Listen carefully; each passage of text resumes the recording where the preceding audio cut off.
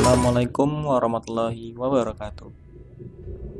Kami dari kelompok 2 di sini akan mempresentasikan hasil dari kerja kelompok kami yang berjudul Naiknya Saham DCII Memicu Suspend dari Bursa Efek Indonesia.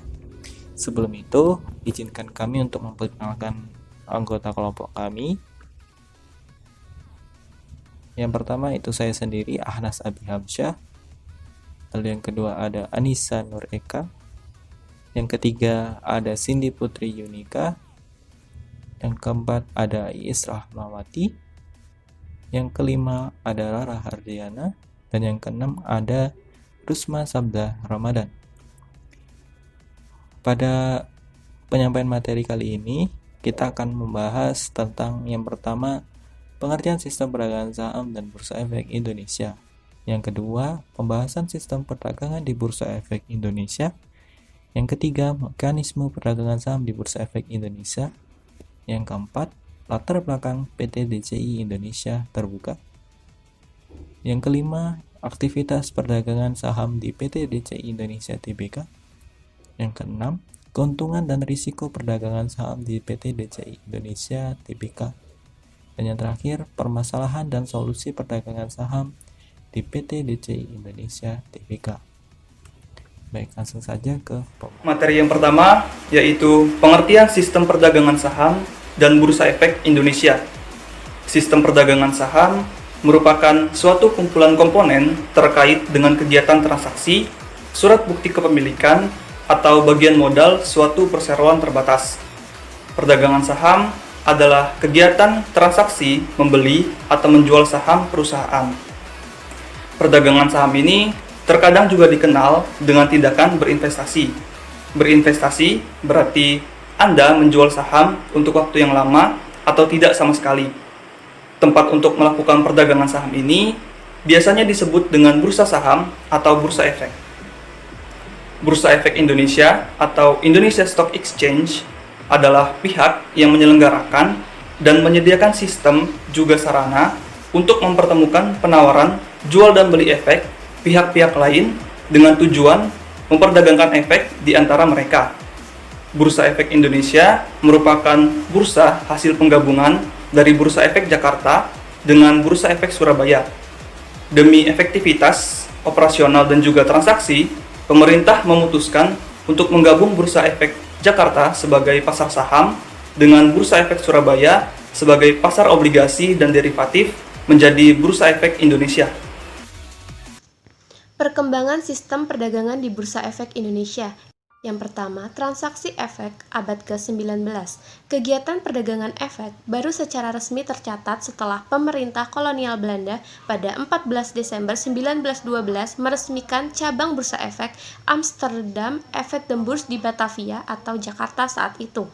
Pasar modal di Batavia itu menjadi yang keempat di Asia, setelah Bombay di India, Hong Kong, dan Tokyo di Jepang. Pendirian pasar modal di Batavia bukan tanpa sebab. Saat itu, pemerintah kolonial Belanda memang sedang membangun berbagai perkebunan dengan skala besar. Yang kedua, jatuh bangun pasar modal Indonesia.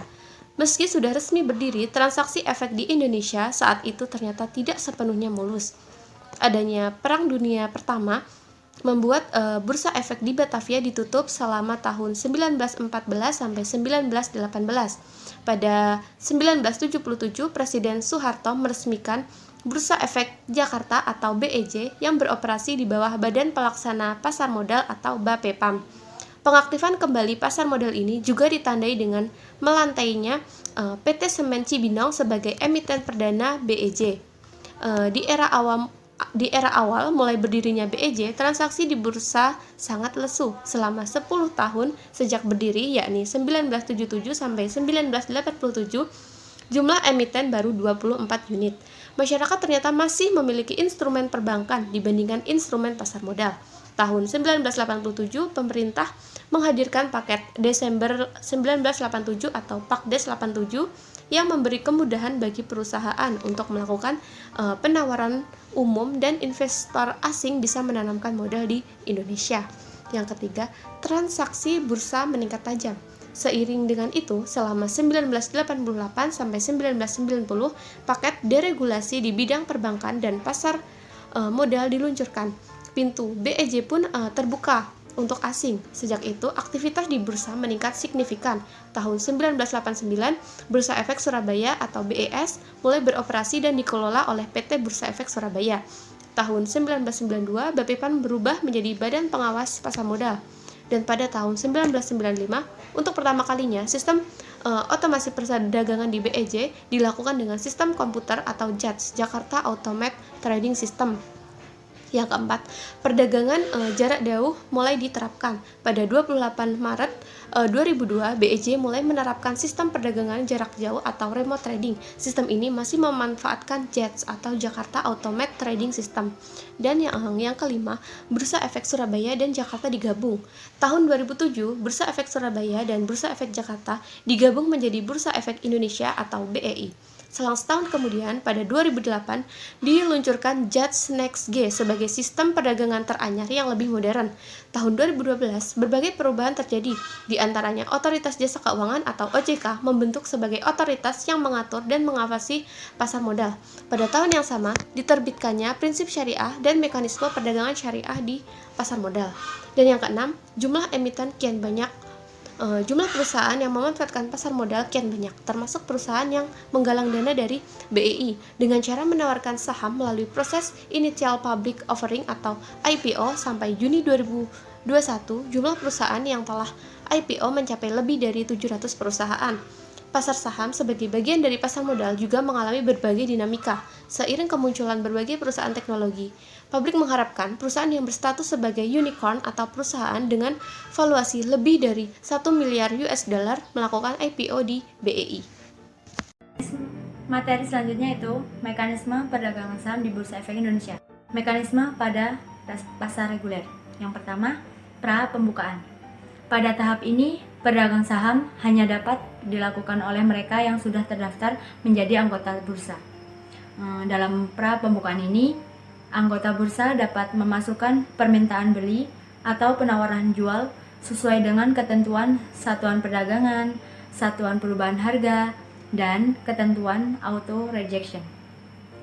Harga pembukaan terbentuk berdasarkan akumulasi jumlah penawaran jual dan permintaan beli terbanyak yang dapat dialokasikan oleh JATS Next G pada periode pra pembukaan.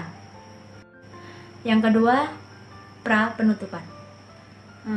Dalam proses pra penutupan ini, anggota bursa dapat memasukkan penawaran jual atau beli saham menjelang penutupan bursa. Dari permintaan dan penawaran ini, JATS Next G berdasarkan price time priority. Yang ketiga, pasca penutupan.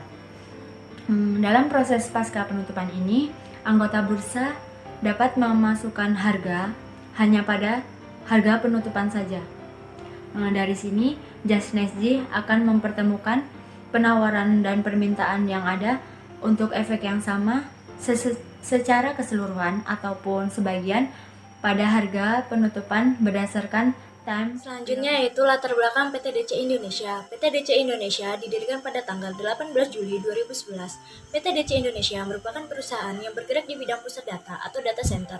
PT DC Indonesia terletak di Equity Tower Building, Jalan Jenderal Sudirman, Jakarta.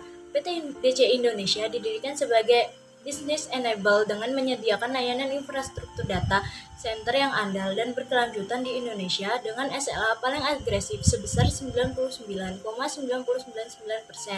Selain jaminan uptime untuk mendukung pertumbuhan bisnis pelanggan, sebagai pusat data netral operator, PT DC Indonesia menawarkan konektivitas ke lebih dari 26 penyedia layanan jaringan. Terletak di kawasan industri utama MM2100, pusat data PT DCI Indonesia hanya berjarak 40 km dari kawasan pusat bisnis Jakarta. Dengan standar dan prosedur operasi global di atas peralatan pusat data tercanggih, PT DC Indonesia mampu memberikan ketersediaan maksimum kepada pelanggan untuk mengakses aset paling penting mereka, mulai dari lembaga keuangan, penyediaan layanan jaringan, perdagangan, penyediaan layanan cloud, dan perusahaan. PT DCI Indonesia tidak memiliki riwayat downtime sejak awal melayani pasar. Kinerja luar biasa ini berasal dari pengalaman solid para pelaku industri dengan pengalaman lebih dari 20 tahun di bidang teknologi, informasi, layanan pusat data, dan manajemen infrastruktur. Sebagai perusahaan yang berkembang dan terus berkembang, PT DC Indonesia juga menambah lebih banyak bangunan di dalam. Total lahan PT DCI Indonesia seluas 8,5 hektar dengan total kapasitas daya hingga 200 MW. Aktivitas perdagangan saham di PT DCI Indonesia Tbk. PT DCI Indonesia Tbk atau DCII baru 5 bulan masuk ke bursa saham, tapi sudah mencatatkan kenaikan harga saham yang sangat luar biasa. Saat penawaran umum perdana atau Initial Public Offering atau IPO di Bursa Efek Indonesia pada 6 Januari lalu, saham DCII dilepas dengan harga 420 per lembar saham, hingga pada Juni 2021 harganya mencapai 59.000 per lembar. Kenaikan saham tersebut membuat kapitalisasi pasar DCII yang memiliki 2,383 miliar lembar saham melompat menjadi 140,64 triliun. Padahal saat IPO, kapitalisasi pasar DCII hanya 1 triliun. Lonjakan ini langsung menempatkan DCII masuk ke 10 perusahaan dengan kapitalisasi terbesar di BI. Sejak 17 Juni 2021, perdagangan perusahaan yang beroperasi sejak 2013 itu dihentikan atau disuspend oleh BI. Penghentian perdagangan ini adalah yang keempat kali sejak DCII masuk ke bursa. Perdagangan saham dihentikan karena akumulasi kenaikannya yang menandai terjadinya unusual market activity atau UMA. Jadi, UMA merupakan aktivitas perdagangan atau pergerakan harga suatu efek yang bergerak di luar batas kewajaran tertentu dengan penilaian dari BI. Saham-saham yang terkena UMA beresiko tinggi dan dapat mengganggu terselenggaranya perdagangan yang teratur, wajar, dan juga efisien. Berdasarkan laporan keuangan perusahaan per kuartal pertama 2021, jumlah saham DCII yang dilepas ke publik tercatat hanya 15% atau sekitar 352,361 juta saham. Pemegang saham terbesar perusahaan ini diisi oleh sejumlah nama seperti Otto Toto Sugiri yaitu 34,1%, Marina Budiman yaitu 27,2%, dan juga Han Arming Hanafiah yaitu 17,1%. Menurut laporan yang sama, perusahaan ini memiliki bisnis utama jasa colocation, yaitu penyediaan tempat penyimpanan untuk server pelanggan. Perusahaan juga memiliki kegiatan usaha pengoperasian real estate, teknologi informasi, dan juga jasa komputer lainnya, serta aktivitas konsultasi manajemen dan juga pengolahan data. Berikut ini yaitu pergerakan harga saham DCI Indonesia pada 6 Januari sampai 16 Juni 2021. Pada 6 Januari, harga sahamnya yaitu 525, lalu terus naik sampai pada tanggal 1 Februari harganya 8.575. Namun setelah itu mengalami penurunan sampai pada 4 Februari yaitu di harga 7.025. Tidak lama dari itu, pada tanggal 5 Februari kembali mengalami kenaikan sampai pada 10 Februari berada di harga 12.225. Setelah itu harga sahamnya naik turun namun tidak terlalu signifikan. Hingga pada 31 Mei, harga saham naik menjadi 13.750 dan terus mengalami kenaikan. Hingga pada puncaknya yaitu 16 Juni, harga sahamnya mencapai 59.000. Baik, materi yang selanjutnya adalah keuntungan dan risiko perdagangan saham di PT DCI Indonesia Tbk. Nah, untuk yang pertama itu ada keuntungan. Nah, keuntungan ini ada dua, teman-teman. Yang pertama itu dividen dan juga yang kedua ada capital gain. Nah, yang pertama dividen. Nah, untuk yang belum tahu, dividen itu adalah suatu pembagian keuntungan yang diberikan kepada para pemegang saham atau investor. Nah, untuk PT DCI ini kita belum menemukan suatu agenda atau laporan pembagian dividen kepada para investornya, mengingat usia mereka pada saat itu masih 5 bulan karena mereka baru melantai pada Bursa Efek Indonesia pada 6 Januari tahun 2021 ini. Jadi belum genap usia 1 tahun apabila pembagian dividen ini dilakukan setiap 1 tahun. Lalu yang selanjutnya itu ada capital gain. Nah, atau capital gain ini itu nilai keuntungan yang bisa kita ambil dari apa yang kita investasikan yang sudah kita jual. Tetapi perlu dicatat, apabila pemilik masih memiliki atau menguasai aset tersebut, hal itu bukan disebut sebagai capital gain meskipun harga yang ditawarkan itu lebih tinggi dari harga yang kita beli sebelumnya. Nah, untuk saham DCI ini itu menurut kami memiliki capital gain yang sangat tinggi karena sejak peluncuran pertamanya, sejak awal kali melantai di Bursa Efek Indonesia, mereka menjual sahamnya itu pada harga Rp420 per lembarnya. Nah, pada saat ini per tanggal 16 Juni 2021 itu harganya sudah Rp59.000 per lembar sahamnya. Jadi untuk capital gain-nya ini sangat-sangatlah tinggi sekali, teman-teman. Lalu untuk yang kedua itu resiko. Nah, untuk resiko ini itu ada 3, teman-teman. Yang pertama itu adalah resiko gagal bayar. Nah, untuk resiko gagal bayar ini yaitu resiko perusahaan tidak mampu memenuhi janjinya, yaitu memberikan pembayaran atau mengembalikan pokok obligasi yang telah diberikan pada para investor. Nah, walaupun PT DCI ini memiliki keuntungan atau laba yang sangat besar, itu tidak menutup kemungkinan bahwa PT DCI ini tidak memiliki resiko gagal bayar. Nah, selanjutnya itu ada resiko pasar.